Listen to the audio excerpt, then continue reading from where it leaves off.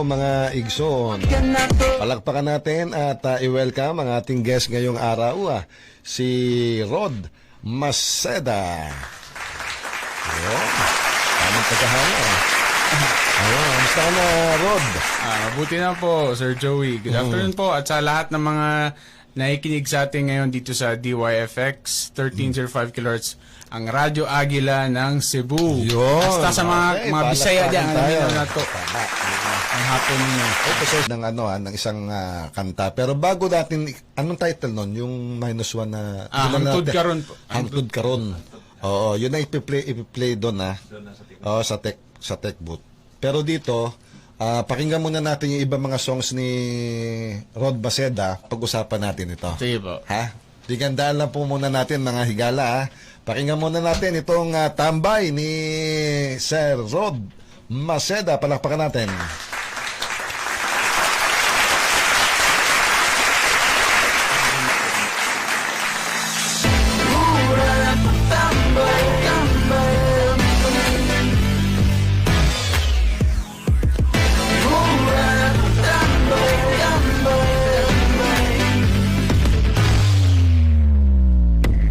Basta nangailan ko EBC Eagle Broadcasting Corporation DYFX 1305 kHz ang Radyo Agila sa Metro Cebu.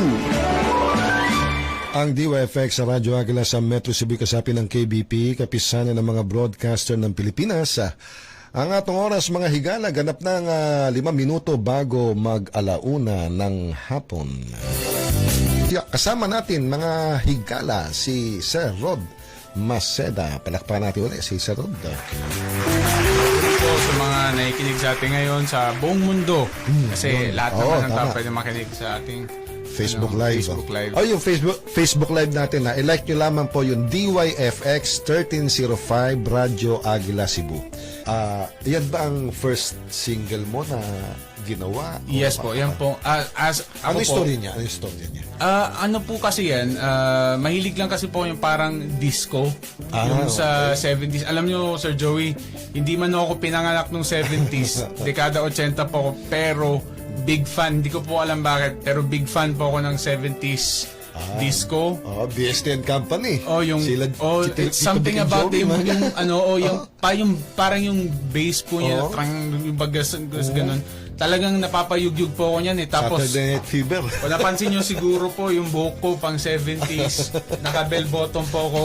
Sabi ko, bahala kayo dyan, hindi ako sasabay sa uso ngayon kung ano yung kinalakihan ko, yun talaga. So mahilig po ako sa disco, yung makalumang style.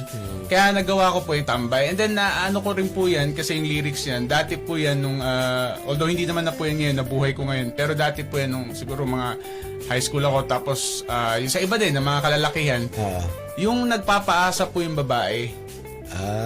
Pero alam mong gusto ka niya, pero makukuha mo rin siya. Pero marirealize mo na kailangan din na ligawan mo talaga. Experience mo ba yan? Pero sinagot din naman po ako.